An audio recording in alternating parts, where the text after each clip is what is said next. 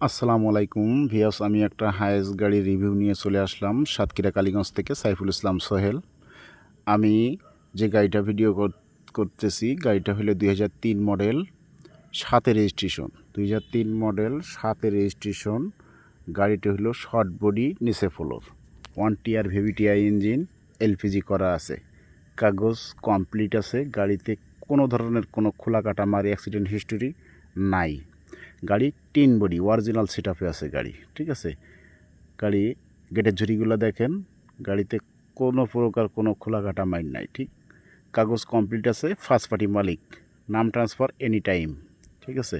গাড়ির ভিতরে ইন্টেরিয়ারটা দেখবেন, ভিডিও প্লেয়ার লাগানো আছে, ব্যাক ক্যামেরা লাগানো আছে। গাড়িতে কোনো প্রকার কোনো কাজ নাই। গাড়িটা হলো নাম্বার গাড়ি। নাম্বার গাড়ি মানে হলো আপনার বাৎসরিক টাকা অনেক কম। বাৎসরিক যে ইনকাম ট্যাক্সটা